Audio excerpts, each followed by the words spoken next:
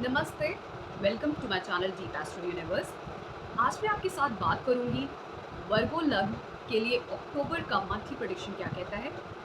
कन्या लग्न वालों के लिए, राशि वालों के लिए कैसा रहेगा अक्टूबर का मंथ, इसके बारे में हम चर्चा करें उससे पहले मैं आपको ये बताना चाहूँगी कि ये जो मंथली प्रेडिक्शन होते हैं, ये आप जब भी देखें तो पहले आप अपनी विंशोत्तरी महादशा, अंतर्दशा, प्रत्यंतर दशा के लॉर्ड चेक कर लें और साथ में शनि, जो सैटर्न होता है हमारा, जुपिटर, गुरु, राहु, केतु, इन सब प्लैनेट्स के बारे में ही जानने की कोशिश करें कि आपके ट्रांजिट्स मंथ में कैसे हो रहे हैं इन प्लैनेट्स के, और कैसे आपको वो इफ़ेक्ट करेंगे, क्योंकि ओवरऑल पिक्चर जो होती है वो आपकी कुंडली के हिसाब से ही आएगी। और फिर जो प्रेजेंट टाइम में महादशा चल रही होगी और जो बड़े प्लैनेट्स होते हैं जैसे शनि, गुरु, राहु, केतु, इनका इफेक्ट साथ में मिलके क्या इम्पैक्ट क्रिएट कर रहा है वो आपको रिजल्ट बताएंगे। तो अब स्टार्ट करते हैं अक्टूबर का मंथ कैसा रहेगा। तो पहले हम बात करेंगे शनि की। शनि फिलहाल वक्री है, रेट्रोग्रेड है, एक्वेरियस साइन कुंभ राशि में। कुंभ राशि आपकी छठे भाव में पड़ती है, 6th हाउस में, और इसकी जो मकर राशि है दैट इज कैप्रिकॉन, वो 5th हाउस में आती है, पंचम भाव में। तो अगर मैं ब्लैंक चार्ट की बात करूं तो शनि ये बताता है कि शनि क्योंकि आपके पंचम भाव और छठे भाव को डिनोट करता है, तो आप में से बहुत सारे लोग ऐसे सर्विसेज में होंगे, या तो किसी एजुकेशन फील्ड में आप हो सकते हैं, या फिर किसी क्रिएटिव फील्ड में हो सकते हैं।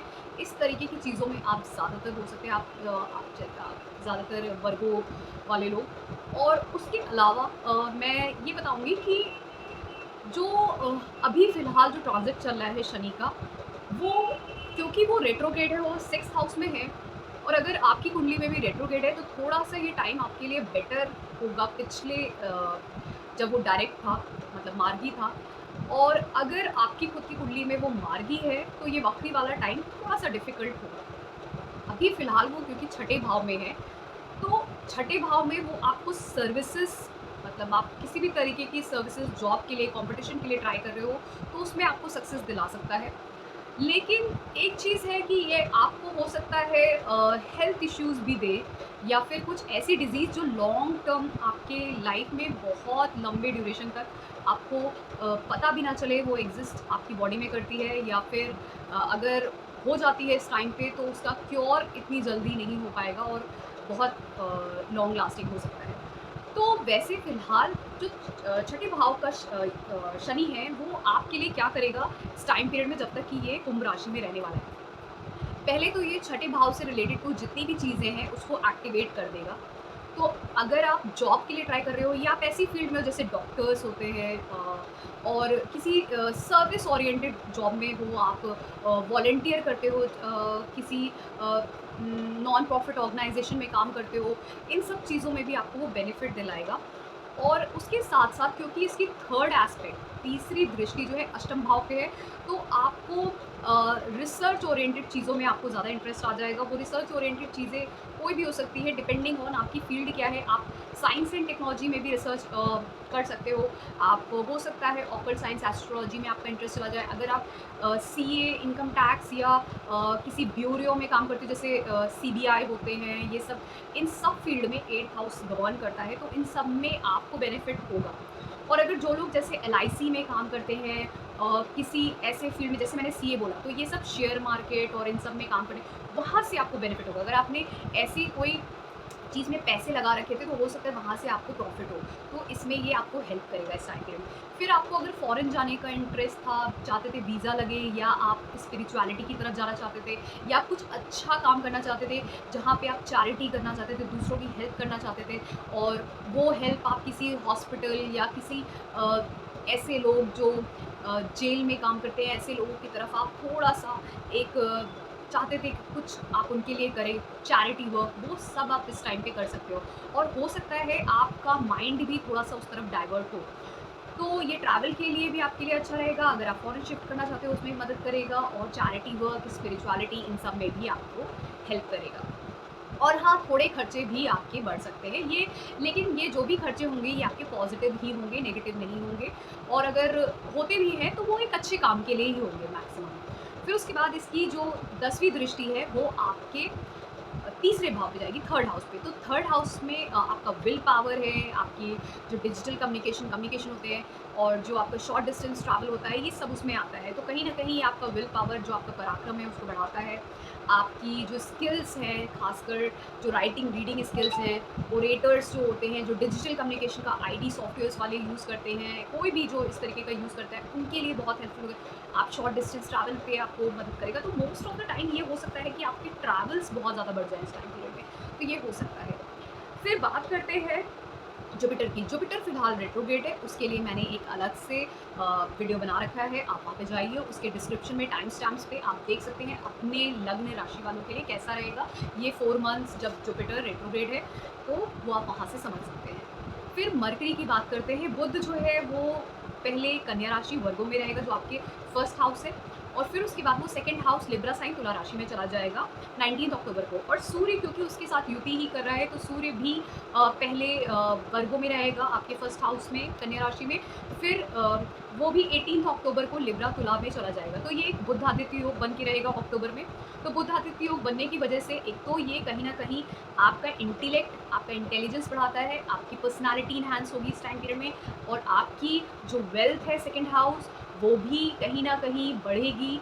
और स्टोर्ड वेल्थ जो होती है, साथ में आपके फैमिली के साथ आपका बॉन्ड बहुत अच्छा होगा। तो ये कहीं न कहीं एक बहुत अच्छा टाइम पीरियड दिखता है, क्योंकि ये जो बुधादित्य योग है, ये आपके फर्स्ट और सेकंड हाउस में बन रहा है।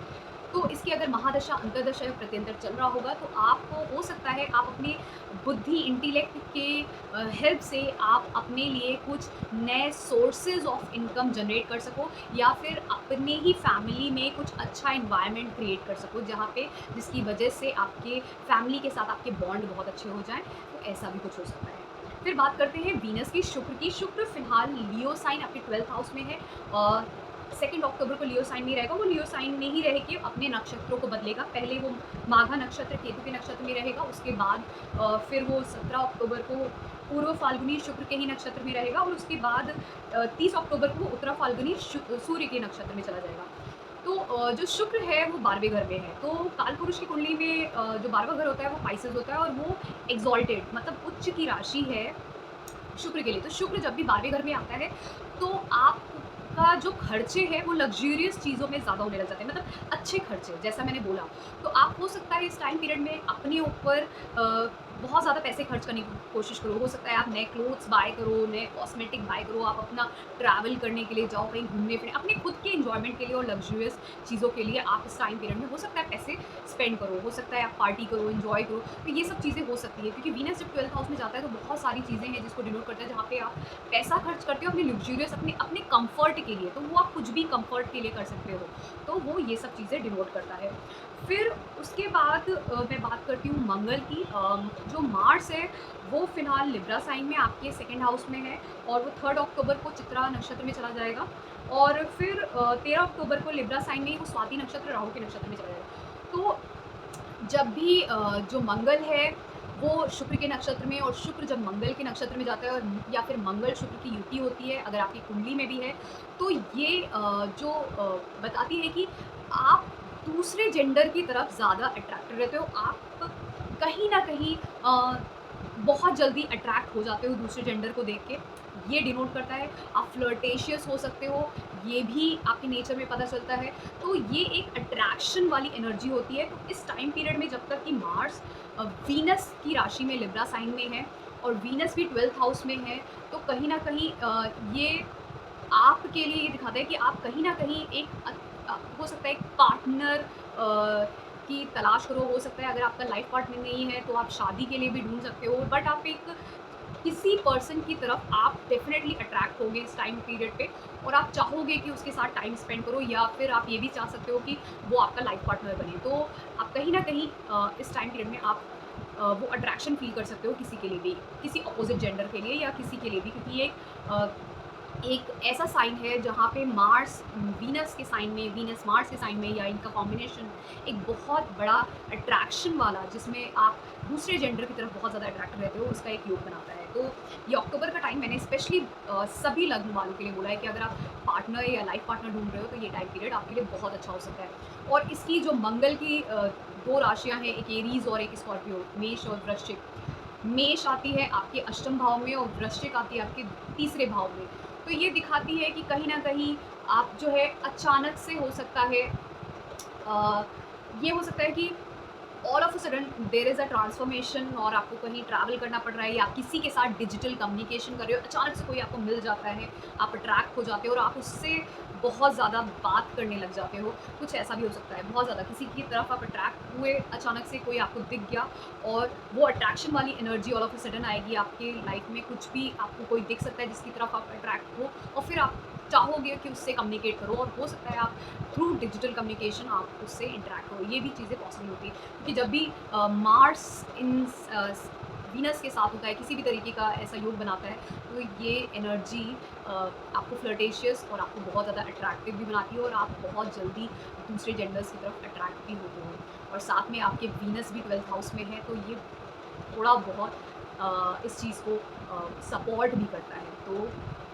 फिर बात करते हैं राहु केतु की, तो राहु केतु तो ट्रांजिट करने वाले हैं अक्टूबर एंड तक स्पाइसेस और वर्गों में। तो वो शिफ्ट जो है, वो शिफ्ट का प्रोसेस स्टार्ट हो चुका है और 1.5 मंथ जो होते हैं उससे पहले के वो शिफ्ट वाले होते हैं जिसमें जो एनर्जी होती है वो शिफ्ट हो रही होती है।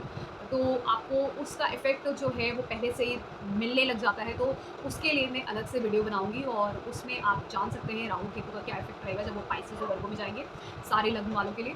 तो इसके लिए मैं आपसे बोलूँगी कि आप उस वीडियो को देखिएगा जब मैं अपलोड करती हूँ।